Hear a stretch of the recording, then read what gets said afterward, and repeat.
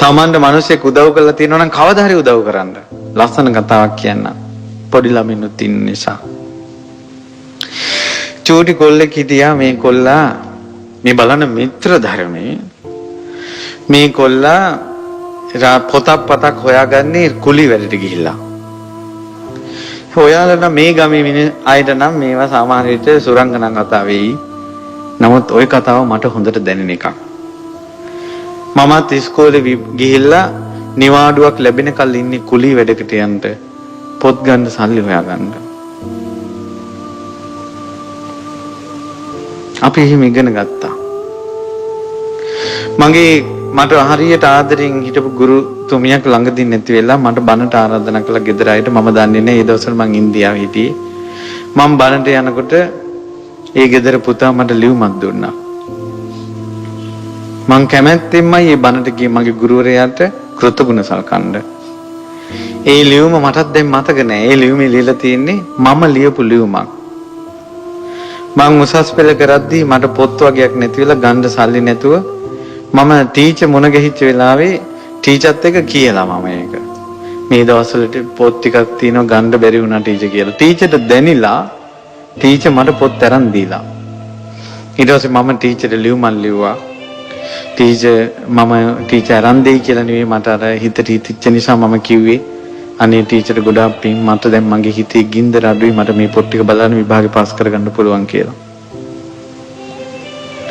ඊට පස්සේ කොමාරි ටීචර්ගේ අත් දවසේ දානේදී මං ඉතින් ගොඩාක් පිං කරලා මං කරපු පින අනුමෝදන් කළා. වෙන මොනව කරන්නද? මම කිව්වේ එහෙම අමාරුවෙන් ඉගෙන ගන්න ළමයි ඉන්නවා. අර කොල්ල ඔහොම යනකොට පොතක් ගන්න වැඩ කරලා සල්ලි දෙනවා කියා කරේ එකෙන් පොත ගන්න. දවසක් වීදියේ ඇවිද්දා රස්සාවක් හම්බුන්නේ නැහැ, වැඩක් හම්බුන්නේ නැහැ. ඇවිදලාම පිපාසයි පොඩි කොල්ලට අවුරුදු දැන් 9ක් 10ක් විතර. ළඟ ගේට්ටුවකට ගැහුවා. නෝනා කෙනෙක් මේ ගෙදරින් එළියට ඇවිල්ලා ඇයි කියලා ඇහුවා. මට පිපාසයි වතුර ටිකක් දෙන්න කිව්වා.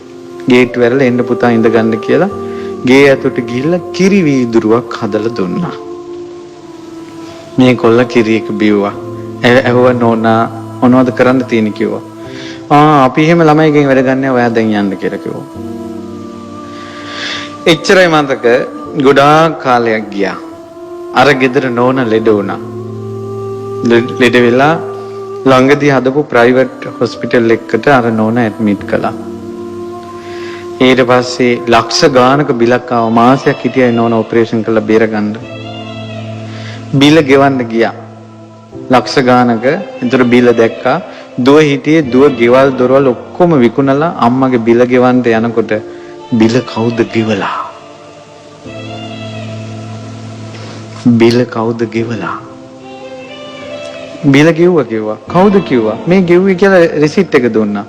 රිසිට් එකේ ලියලා තියෙනවා කිරි වීදුරුවකින් බිල ගෙවන ලදී.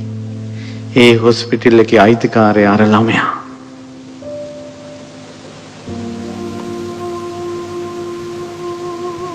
මිත්‍ර ධර්මය. ඒ නිසා එයා එතන ඉන්නේ. මිත්‍ර නිසා කෘතගුණ මතකයි.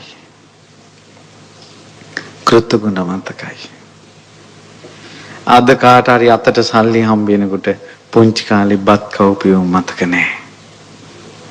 වතුර පොතක් දුන්නේ මතක නැහැ. කෙලෙහි ගුණ නැහැ.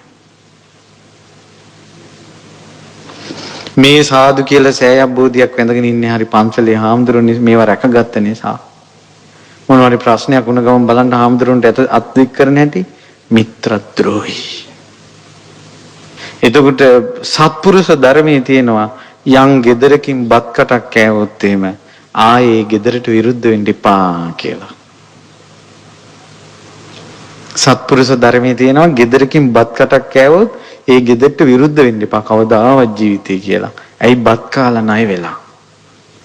කවදාවත් තමාට අකුරක් උගන්වපු කෙනෙකුට ගුරුවරයෙකුට ද්‍රෝහී වෙන්න එපා. තමාට කණ්ඩ දුන්න ගෙදරකට ද්‍රෝහී වෙන්න එපා. එහෙනම් ගෙදර මිනිස්සයා කඹරලා තමන්ට ගෙනලා දෙනවා නම් කණ්ඩ බොන්න අඳින්න දෙනවා නම් ඒ මිනිස්සයාට ද්‍රෝහී වෙන්න එපා. ඒ පාපේ එනවා.